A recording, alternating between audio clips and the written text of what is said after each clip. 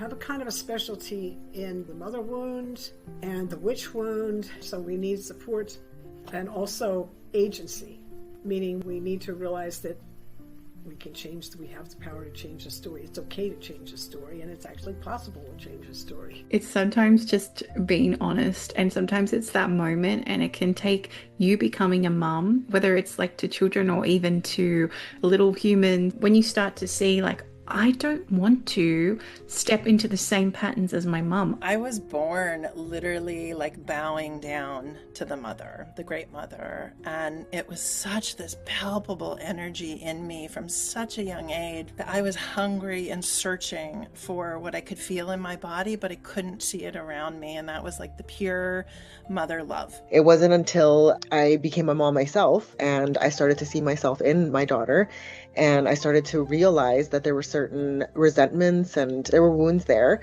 that I didn't want to acknowledge, because I felt that by acknowledging some of these wounds that I would somehow taint that relationship that I had with my mom. I remember reading Louise Hay many, many years ago. She said, well, your parents are doing the best they can with what they know at that time, and you can't judge them by what you know at this time. Hello, beautiful souls. It is Sophia from Sacred You. Thank you so much for being here. But before we dive into today's Wisdom Circle, I have a small request from my heart. If our conversations ever resonate with you or support you on your journey, please subscribe to our channel or like this video. It helps us grow Sacred You, welcome more powerful voices into this space, and keep you connected to everything we share. Thank you so much for walking this path with us, and let us begin with today's conversation.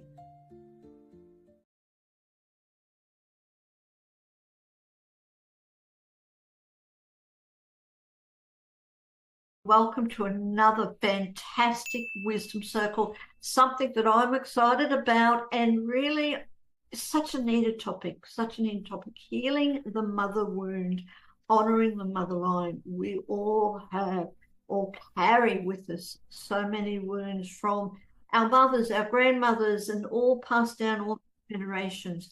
So my name's Sophia from Sacred You, and we have the honor of presenting today's Wisdom Circle.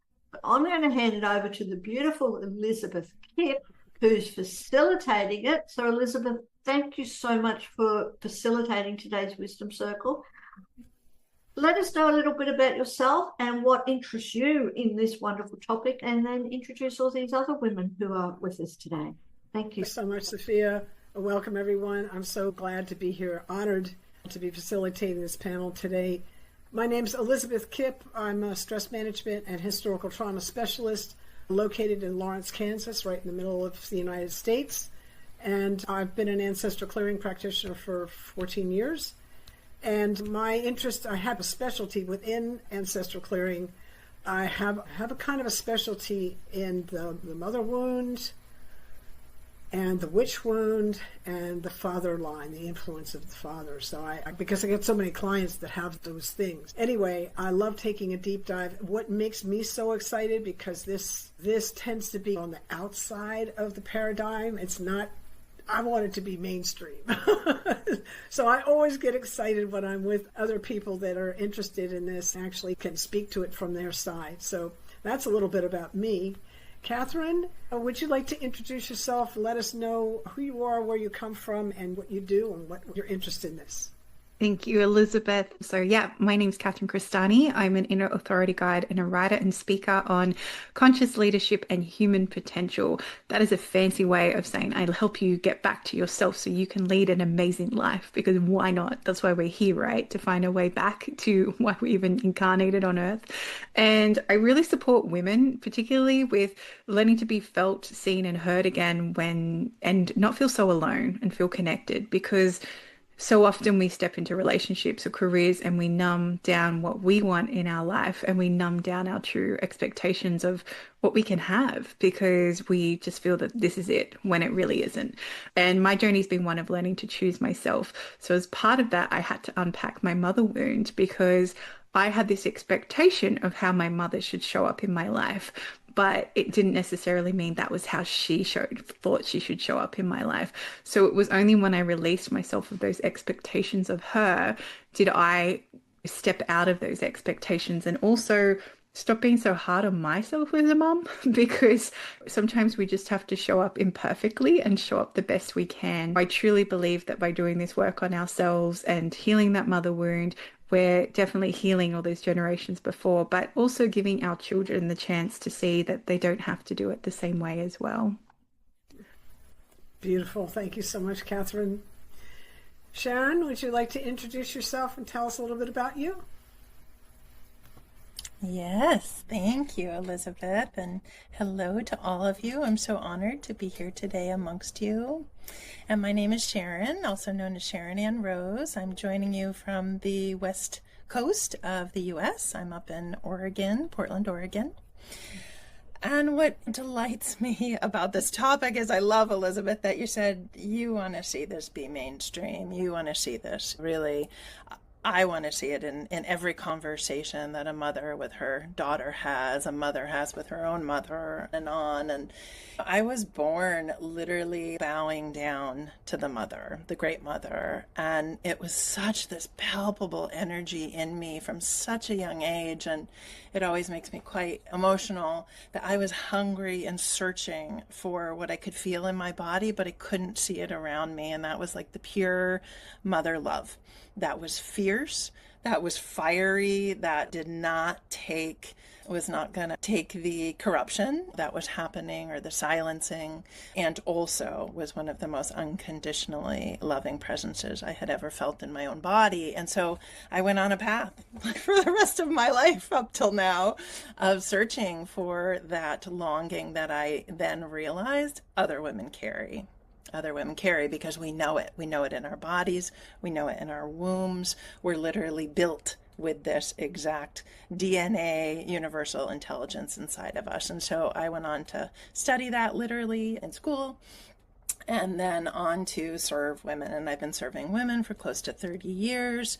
I work with many different modalities, and what I really phrase it under is sacred rites of passage, and honoring that being in a woman's body, being in the female form, is a sacred rite of passage. And then we certainly go through various chambers of really being held by a sacred midwife to turn towards ourselves more deeply in a world that wants to dismantle everything and think it's just a walk in the park, and it's another, okay, you're turning what age, you're going through menopause, what, it's your first bleed, like all those things, and realizing no, these are holy encounters in our human form, and I'm there to help ritualize that and really hold space for that.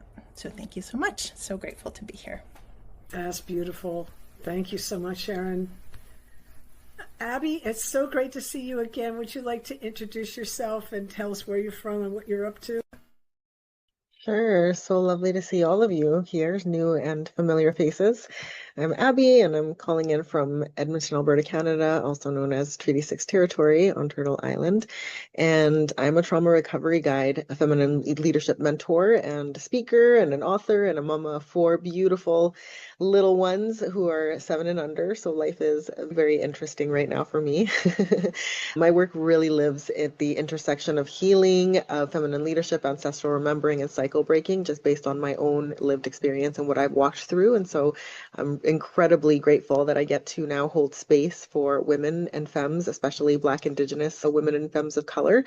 And these are mothers, healers, coaches, creatives that are really yearning to reconnect with their voice, their truth, and their inner wisdom, and do it in a way that is magnetic and powerful, because I truly believe that our stories, our voice is our medicine, and we have to learn to get it out there so that others can receive that medicine. And so that's where I come in and help guide that process. And it's incredible. So I'm really excited to be here, and I love this topic. It always is a very juicy conversation. And so I'm looking forward to hearing everybody's insights and perspectives.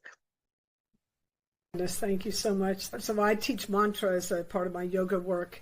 And the thing we say in that space around sound healing is that the most healing sound in the universe is the sound of your own voice. So it just fits right with what you're doing. That's so sweet.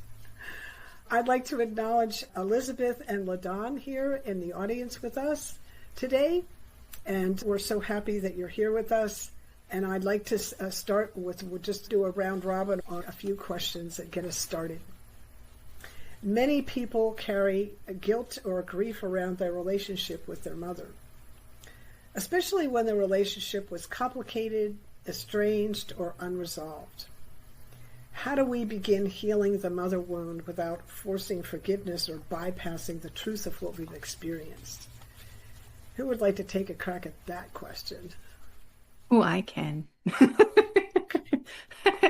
I feel, Elizabeth, it's sometimes just being honest, and sometimes it's that moment, and it can take you becoming a mum, whether it's to children or even to little humans. You might be a teacher, or even becoming an animal mum, because I know a lot of people go through this as well, even having that beautiful relationship with their animals that can be such powerful soul companions. And when you start to see, I don't want to step into the same patterns as my mum. I don't want to be distant and vacant. I don't want to, however that shows up. That is often when we then start to go, all right, where has this even come from? Or how do we start to pull apart this? And this is where you need some grace and compassion with yourself, because so often we grow up and you're like, I don't want to be anything like my parents. And then you look in the mirror one day and you're like, I'm exactly like my parents. How did that happen? Because it's so entwined in our DNA, and it can be. I look back at my mum's lineage, and my mum's mum was distant all the time. So of course, then that's where that comes from. She chose her career over it. My mum didn't do that, but I felt like part of her felt like she should. So it was really interesting just to see those contrasts. And when you start to look at those patterns and start to go deeper in, you realize that, okay, there is a story there, and there's something that is definitely complicated and unresolved. And I remember when I was first stepping into my spiritual work, I started to get messages from relatives that had passed. And I was like, of course, the thing that people interpret me the most crazy for is what my kind of initiation was. But one of them was a message from my nan, my grandmother, so my mum's mum, and it was from her mum. And it was so simple. It just said, just let her know that she's seen and she's heard, and I really like her in blue. And I was like, oh, okay, that's really weird. Anyway, and I didn't know how to have this conversation with my nan. And my friend, I'll just say it was like a dream. And I was like, oh, okay. I had a dream, and this is what came through. And my nan just said, I really like wearing blue. And I swear my mum's around me all the time. So then, because you open those conversations, you realize that they've been hiding a lot too. And then when I stepped more into my work, my mum's there going, oh, we're from a white witch lineage. It started back in Ireland. And I was like, oh, that would have been nice to know when I was diving into this journey and everything. But at the same time, it's these things that they feel like they need to hide, and they need to hide these wounds. And then we carry them on and feel like we need to hide as well, and hide those parts of ourselves. So having someone to talk to, going through all that, to reflect it back to me, I found was one of the most powerful things. I was actually blessed to have a beautiful naturopath that was also trained in neuroemotional technique, which is unpacking the underlying emotions to things. But he's also very intuitive. So he would come in and he goes, how are you today? And how I answered that question would determine, he would know straight away how my mood was. So if I went, I'm okay, he's, oh, what are we diving into today? And all I said was, I'm okay. But it was him that reflected back to me, why does your mum have to show up that way? And why do you have to show up that way? And it was that reflection that made me step out of the story that I constructed. And sometimes having that support person can be really powerful. It's really hard to unpack these wounds yourself because you feel vulnerable and you're unsure of where to go. But having someone to hold the light while you're navigating your way through it can be really powerful too. Thank you so much. So we need support and also agency, meaning we need to realize that we have the power to change the story. It's okay to change the story, and it's actually possible to change the story. That's beautiful, Catherine. Thank you so much. How do we begin to healing the mother wound without forcing forgiveness or bypassing the truth of what we experienced? Abby, would you like to take a stab at that? Sure. I loved what Catherine just shared. I was just sitting with it, allowing it to land. I think that for me, when I think about my own journey healing the mother wound, definitely complicated, very layered. Growing up in a very abusive, alcoholic home, my mom was my safe person. And she was the person that, as a kid, that I very much leaned on and relied on and trusted. And she was somebody that I very much put on a pedestal, like growing up. And so it wasn't until, I became a mom myself.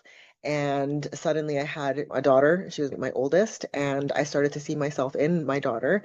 And I started to realize that there were certain resentments and there were wounds. There were wounds there that I didn't want to acknowledge because I felt that by acknowledging some of these wounds that I would somehow taint that relationship that I had with my mom, that she was my everything. And I didn't want to look at her flaws or her place or her part in any of what had happened to me growing up because I was truly afraid that it would really change my relationship with her. And I didn't want it to be about blaming, right? But until like I said, I became a mom and I started to see myself in my own kids and I started to have triggers around that I had to be very honest with myself and start to really look at those wounds and that wounding and why I felt certain ways about certain things and all of that kind of stuff. And I do a lot of inner child work, a lot of shadow work. And what came through for me was that there was a sense of betrayal there that needed to be validated for my inner little, that even though, and nuance and two truths can exist at one time, because even though she was my safe person, my everything growing up, and she also allowed for certain things to happen to me as a child, even though understanding that she was a survivor herself, right? She was going through things and surviving in the best way that she knew how, but that still created harm for myself, right? And so my inner child really needed that validation. And I needed to really face those things in order for me to parent my own children in the ways that I wanted to parent them and the ways that they needed me to parent them and mother them. And yeah, it's been quite a journey. And to be honest, that quiet work that happens behind the scenes, my mom has no idea. Until very recently, we had a deeper conversation around all of this kind of stuff, which was really healing for both of us.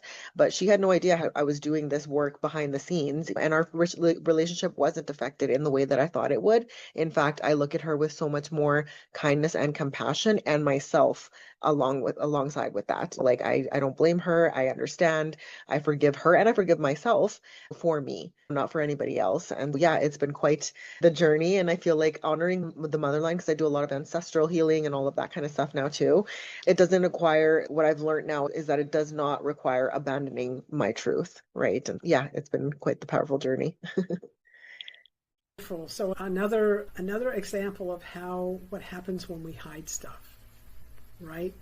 And then our judgments about what happens if we don't, right?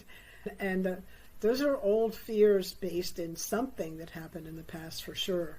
What I'm hearing from both of you at this point is the courage that it takes to look clear-eyed and the work it takes to actually see clear-eyed to work in relationship. Beautiful. Thank you so much, Abby.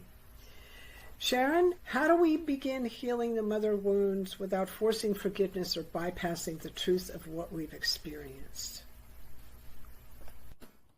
Yeah, it's such a beautiful question. And thank you, Catherine and Abby. Those are the word nuance, I think is what, Abby, you use. Both of your shares are so nuanced. And I think that's where I begin is I'm now 55. My mom is going to be 90 this year. And so as all of you were speaking, I just kept feeling the tides, like the tides of waves washing over. And that's what I feel. The journey of healing my relationship with my mother and also with the mother wound of the mother line is, there's times when it is just, it's like such a huge wave overcoming me.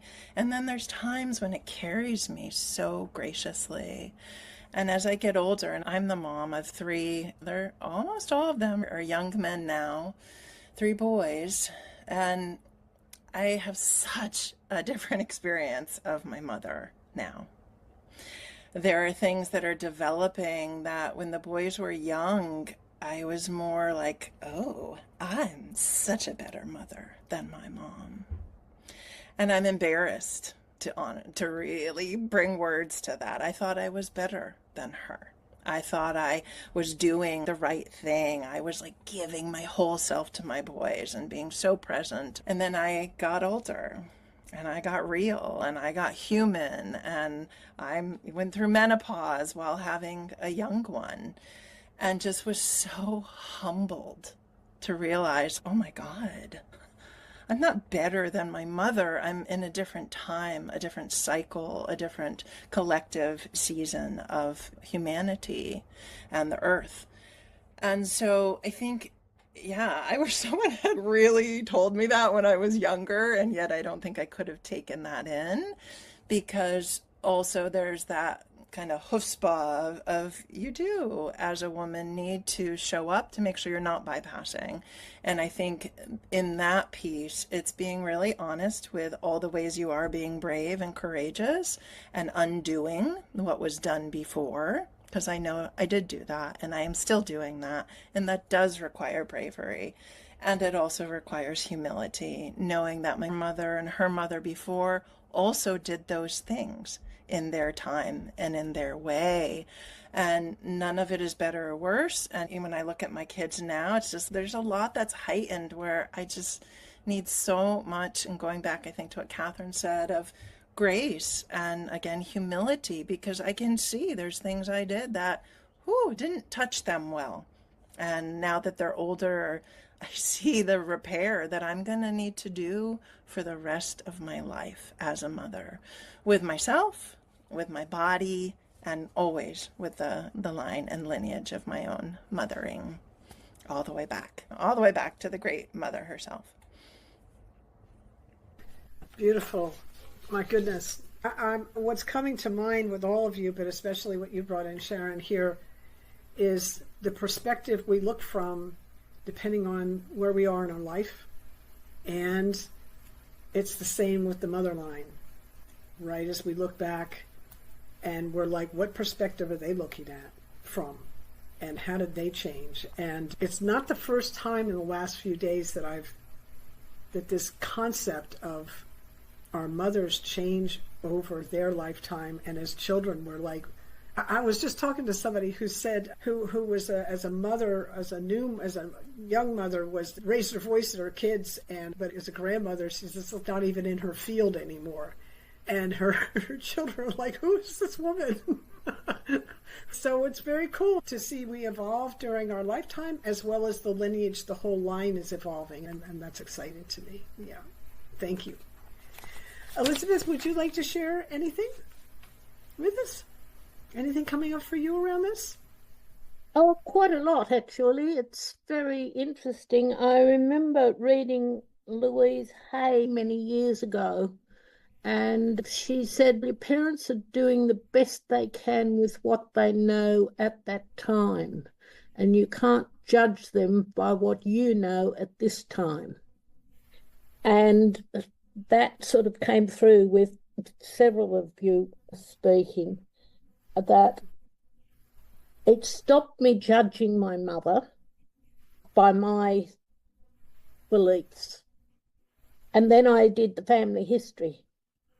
And that was incredibly enlightening, because I could see how, going back generations, the traumas that each of them had to experience. One was adopted, one brought her family to Australia of 7 kids or something on a sailing boat and had to establish themselves in a very, what's called, primitive Australia at the time. And I think the fact that their kids survived is probably the lucky point of it, that the kids not only survived, but they went on to become parents themselves, and to recognise that the pain of every generation experienced. And there was something that came up recently mentioning the way in which the mothers blood and DNA and memories and everything is transferred through the umbilical cord, and that we inherit so much of our mothers, and we pass on so much of our mother's genetic memories. I think we're just blessed at this age.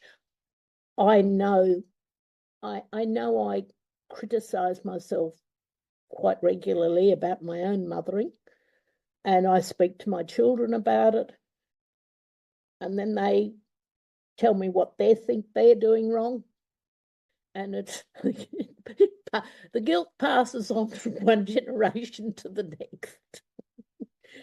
But I think, yeah, the understanding what our ancestors, just our immediate ancestors, went through, recognizing that I inherited a lot of their anxieties.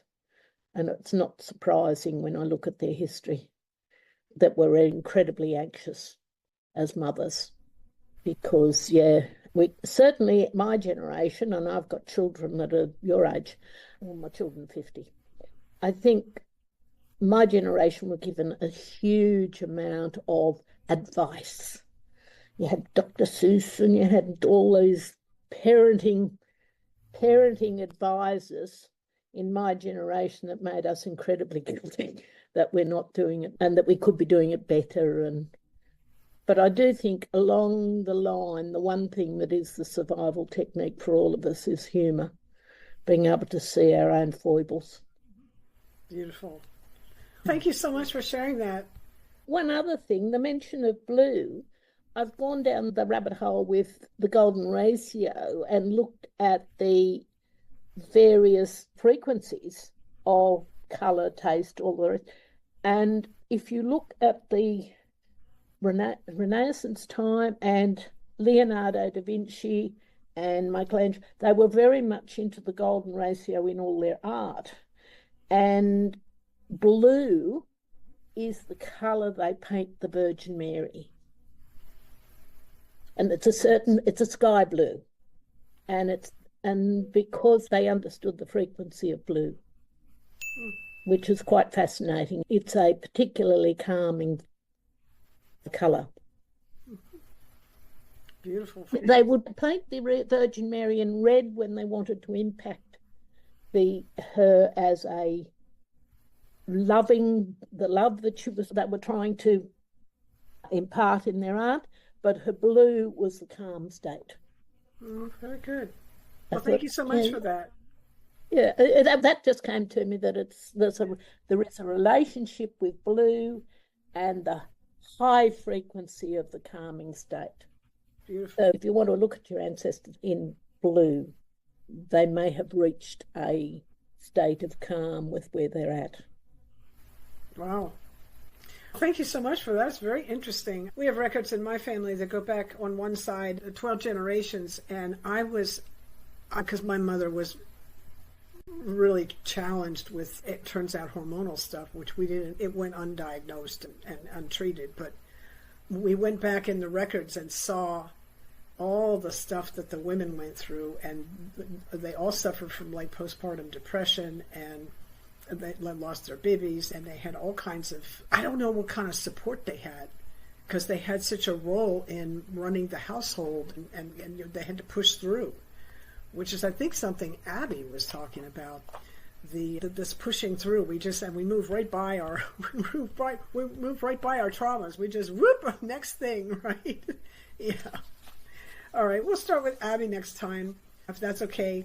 In your experience, how do inherited maternal patterns show up in the body, the nervous system, or daily behaviors, especially for women who have spent years over-functioning, caretaking, or disconnecting from themselves to survive?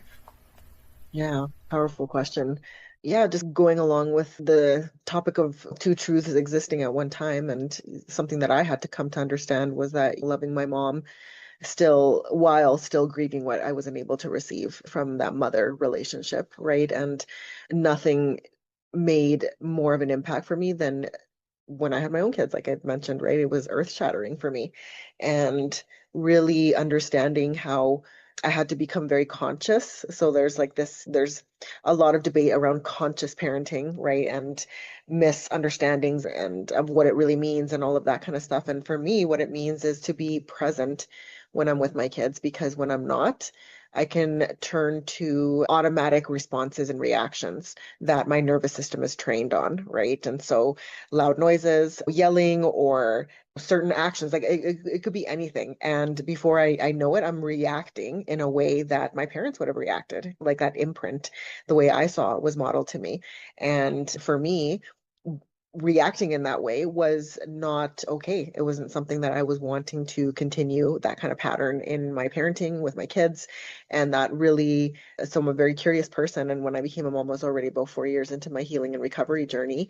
And I thought I was pretty rooted with my foundation and all that kind of stuff. But parenthood is definitely another realm, totally different, just another level and layer of it all. And the most powerful one that it has been for me, the initiation of becoming a mother, and from the pregnancies to the birth experience to each child, the newborn stage, like it's just such a beautiful, rich journey, and that I've really taken on as a journey of self-discovery.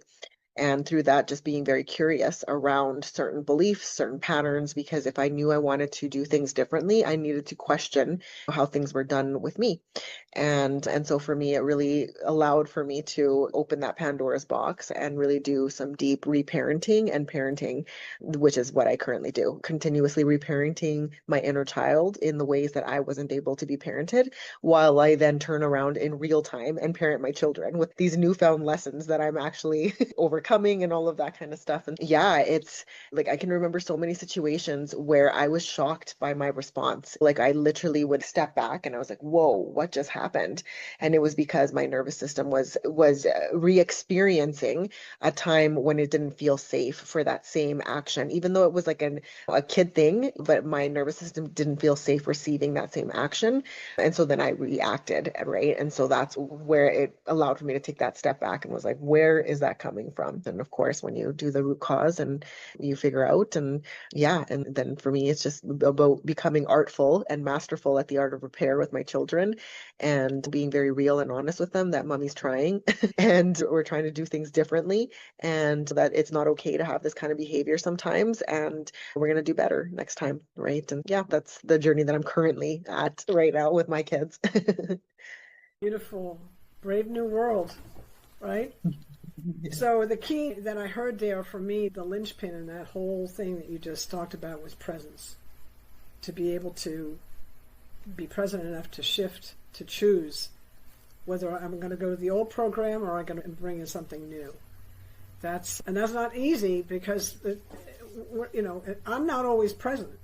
Actually, I introduce myself in some circles as I'm on a mission to live a conscious life. I'm trying to build more presence, right? Yeah, and we listen better. We listen better then. I tend to miss things when I'm not present. Blessings to you. What a journey you're on. Sharon, would you like to take a crack at that question? In your experience, how do inherited maternal patterns show up in the body, the nervous system, or daily behaviors, especially for women who've spent years over-functioning, caretaking, or disconnecting from themselves to survive? Yes, such deep, potent questions, Elizabeth. And this one, I love researching. And first, I always research my own body, like what is going on in here and what is it showing? And then I always research from the women I'm working with, and then I discover patterns. So this one around the body and how the body, the book by the name, The Body Keeps the Score, is so apparent in the female form. And in my own experience, my background is as a shamanic priestess. And so from a young age, I would have symptom after symptom, all unexplained. They all fell under these categories of being unexplained. And as I got older and started to broaden my support base and my own resourcing, and working with a variety of different amazing holistic practitioners and mentors and teachers and extraordinary women, really that journey of, are you aware this is all ancestral? and you're carrying all ancestral patterning. All the way up to just a few weeks ago, I have been in menopause for 5 years. I haven't bled. I just bled.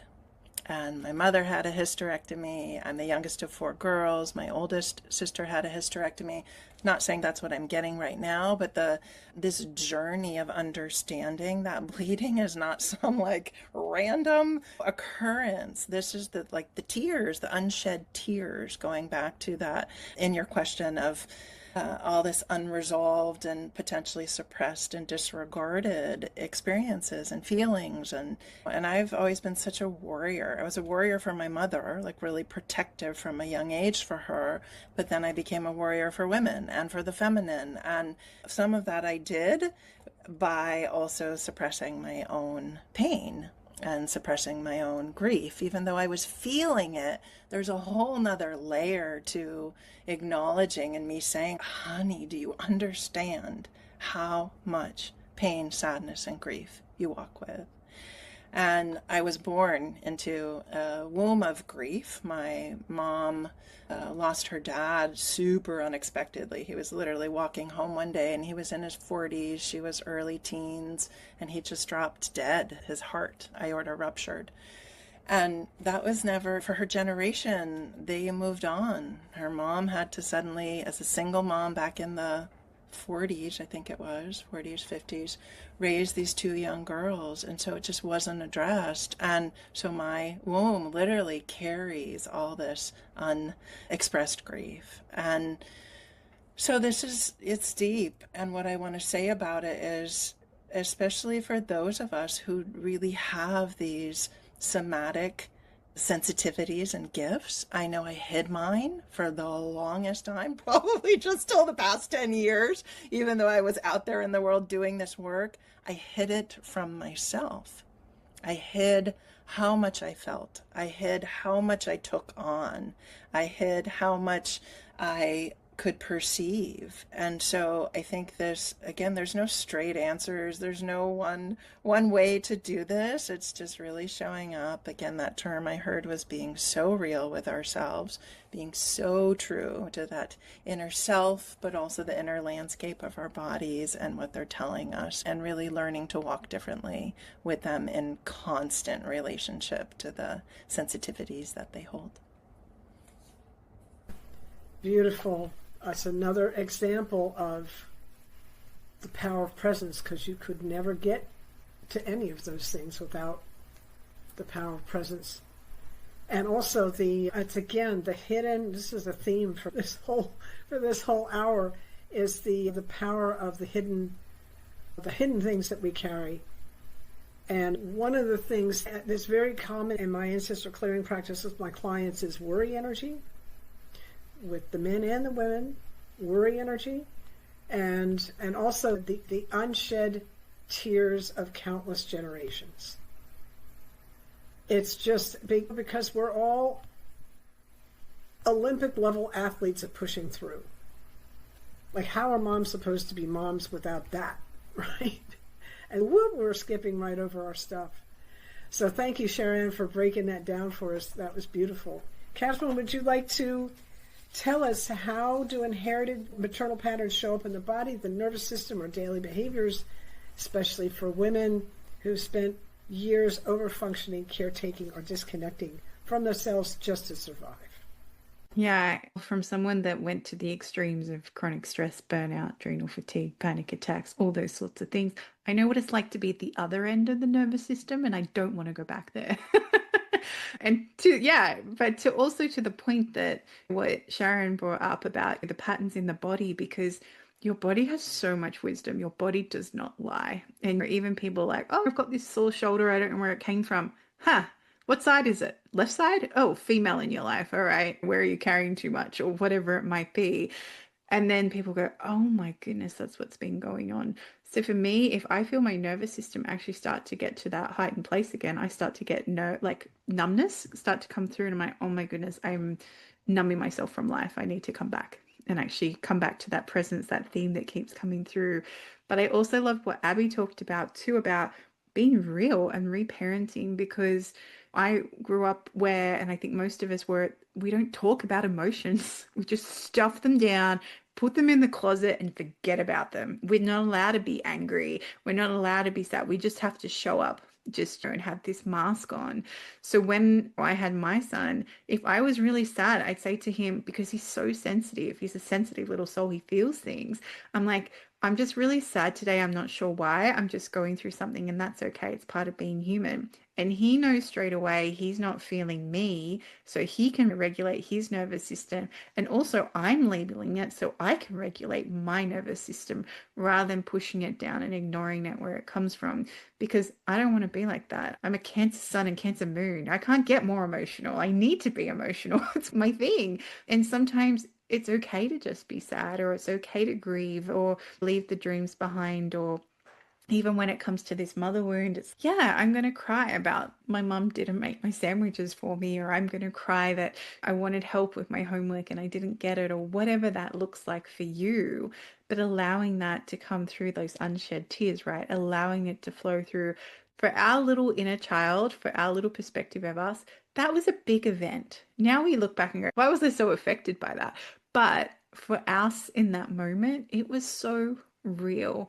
And this is where a lot of our nervous system regulation needs to come in. But also, I find if I'm rushing around doing 100 things, because that's what happens when you're a mum, Abby and Sharon, everyone here, we understand, right? When you're a mum, some days you're like, oh my gosh, I've got to get the washing on. I've got to feed them. I've got to do this and do this. I stop. I actually just stop and I breathe and I'm like, what is the most important thing right now? I am so guilty of falling back to my old habits of multitasking and doing 100 things at once and then nothing gets finished. And sometimes I need to just remind myself to just breathe, pause, take that moment, and maybe I just need to sit down and have that cup of tea, and then the rest will keep happening. Or I was talking about this yesterday on another podcast I was on, actually it was with a client. I was like, if you have to clean the house in your mind, right? It's like this obligation you have to do. I have to clean the house because I'm a stay-at-home mom and it's part of my duties. Do you really have to clean the house? Or what is really your number one thing? The sink is annoying me. Or I'll just clean the sink. Oh, I feel so much better now, and that's enough. So sometimes we have those false expectations there too, and it's okay to give ourselves grace. My husband never comes home and goes, oh, you didn't vacuum the floor. He knows how hard it is. He's been the stay-at-home dad, so he understands. So I'm really blessed in that regard. But at the same time, just having that pause, coming back to yourself, don't underestimate how powerful that can be, and just have breath. Just breathe. That can be a powerful thing, just to reset and let it all go too. Well, thank you so much for sharing that. Again, presence and honesty, right? And awareness. We're all working on this. It's just so beautiful. Thank you so much. I'd like to do a lightning round now because we're coming close to the end. I do a lightning round on this question. For someone listening today who longs to heal their maternal lineage but feels overwhelmed, where would you invite them to begin gently, compassionately, and without needing to fix everything at once? Let's see. Let's start with Sharon. I'm putting you on the spot. Yeah, I was already like, okay, I was feeling that question, wasn't quite there yet, so here we go. So what came to me was right away the body. Just begin with your own body. And I would recommend creating. And when I say creating, it's not another thing to do on your to-do list at all, but the natural inherent creation that wants to come through you daily, moment of a touchstone. It could be called a ritual, but just every day checking in with that precious body, because that's going to take you right to your mother wound, right to your mother line, and just having a moment of checking in and saying, what is the mother wound? What is the mother line offering to me today? And feeling it and being real with it and really honest, and then letting that be present, like not pushing it aside, not saying do this later. Just if it requires tears, you offer tears. If it requires some kind of pleasure or joy, you offer it pleasure or joy. And just come back every day to the body, knowing that's your direct connection to the mother line right there. Beautiful. So much wisdom there. I I had a friend. I was in an event early in the week, and it was on recovery, and he talked about how part of our problem is negotiating with reality, and I thought that was great. And you're speaking directly to not doing the negotiating, just being and allowing and accepting and loving. Yeah, I love that. Thank you so much, Sharon. Appreciate it.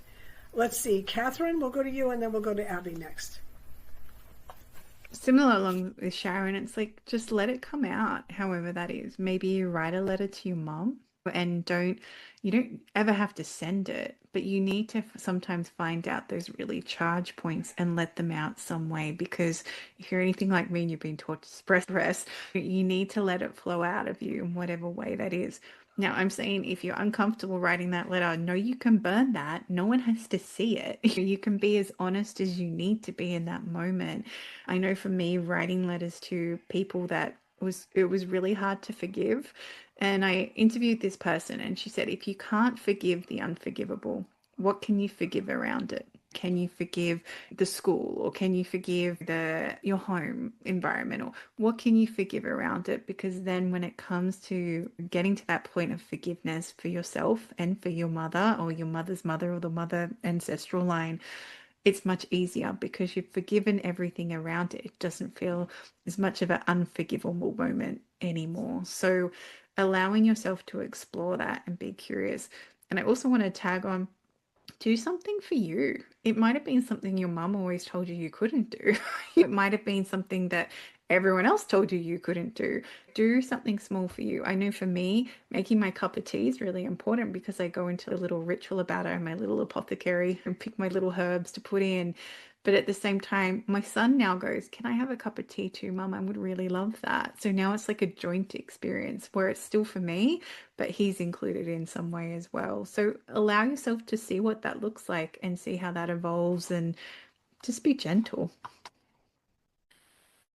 I love that. Thank you so much, Catherine. Work around the edges, around the forgiveness. That's just, I love that approach. And I've got like a whole process of these are the steps, and you brought it in so beautifully. I really appreciate that. And then the self-care, the really presencing yourself to giving yourself what you need. Beautiful, beautiful. Abby, for someone listening today who longs to heal their maternal line but feels overwhelmed, where would you invite them to begin gently, compassionately, and without needing to fix everything at once? Mm-hmm. I love how there was this theme throughout our shares around the silence and the grief and the pain that many of our mother line has carried up until now, up until us, right? And sometimes as highly sensitive women, highly sensitive people, we are the ones who are chosen in a sense to be the ones to end that cycle of silence and actually feel the feelings that the ones before us never got to feel, right? We're never allowed to, like Catherine mentioned, right? And so for me, really, when I became a mom, it really awakened that grief around what I had longed for as a child, and then also the grief of knowing that it goes so much further before me, right? And so that can become very overwhelming, but it's really about revealing the places that I still needed to learn to love myself more deeply, more compassionately, more intimately, and doing that in a very gentle way as possible and not alone. So being in circles with others who understand the journey, who can support you, who can validate the experience is so key, because isolation is just not a healthy place to be when we are moving through this kind of deep grief, right? And then eventually it becomes about honoring that mother line, and it is about seeing the humanity in the women that came before us. And I know that I've recently been able to recognize that in a very deep and personal way, really realizing what they survived, what they carried, what they could not yet heal, and how I get the opportunity to be the one to do that for myself and for my daughter and for the ones after, right? And it's about really choosing not to repeat the pain that's been passed down, and doing that with compassion without abandoning our boundaries and ourselves in the process, and really leaning into support and circles like this where we have these kind of conversations and you realize that, hey, I'm not the only one. I'm not alone in this journey, right? And thank you. I love that. Thank you so much, Abby. It reminds me of the We can't do it for you, but you have to do this. We have to do this together. Like that is such a powerful condensing the idea that the work is important. We have to do the inner work right? And we do it together, and the power of community is so important. Thank you, everyone, for coming, for your presence, for your wisdom, and for your interest in this topic. I think we've had one a month for a while, and we're just skimming the surface. So thank you so much. I appreciate you. Sophia, you want to take us out? I will, Elizabeth, and I want to thank you so very much and appreciate you and just honor you truly, and for stepping in, for facilitating today's Wisdom Circle. It has been really interesting. I love the discussion. I've been sitting here in the background listening. So for anyone out there who is watching live or on the replay, do re-watch it, check it out, and click on the links below and reach out to these amazing women, because my God, what a wealth of wisdom. And I just want to honor and again thank Sharon, Abby, Catherine, and our beautiful Elizabeth, and LaDonna, who's also joined us in the audience, for coming along. Before we wrap up quickly, Catherine not only is an amazing Wisdom Circle speaker and facilitator, is also one of our guides, our sacred guides for the empowered entrepreneurs. And it's a little bit different tribe, Catherine, the empowered entrepreneurs, because it's all for business. It's all around business. However, what I've also experienced is to really be successful in business, to help that process, we've got to do our inner work and healing all those wounds and everything. So I'd love to know from you, Catherine, how do you relate the mother wounds to how they affect our business? For me personally, I was the opposite, because my mum chose to stay at home, but I chose to keep working, and I was that defiant. But then I realized I actually wanted to be the stay-at-home parent and still have a career, and how to make that work. So sometimes when we feel that we are running away from how we don't want to be because we've got that mirror in front of us, that can cause us to go into a place we don't want to be either. Often in our business, it can come through as well. And also, what was your parents, like mum or dad, what was their thing around money, about being successful? Do they keep telling you your whole life growing up, you have to work hard for your money? Because all of this kind of flows on into your business and how you show up.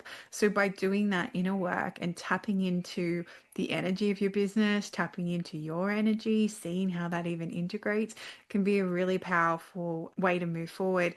And I love how our tribes always just evolve, right, Sophia? Like I'll have a topic and then it will just go where it needs to go, and we can talk about, and we support each other in what we're doing, which is really beautiful too. Yeah, absolutely. So thank you. And you are a wonderful guide for the empowered entrepreneurs, and ditto to everything that you said. It has helped me, and I know a lot of other women so much. So if you have a business, if you are an entrepreneur, you're not meant to do it alone. There's a community out there that will have your back, help support you, and answer any questions that you have around business, because Catherine is also a fantastic intuitive business coach, not just from the head, but coming from the heart. So thank you. And again, thank you everyone for coming today. Our beautiful Abby will be back same time next month. Abby will be facilitating our next Healing the Mother Wound, and I'm really looking forward to that. Plus, we have many other wisdom circles coming up, so do click on those links below, and we will see you next time. Thank you ever so much.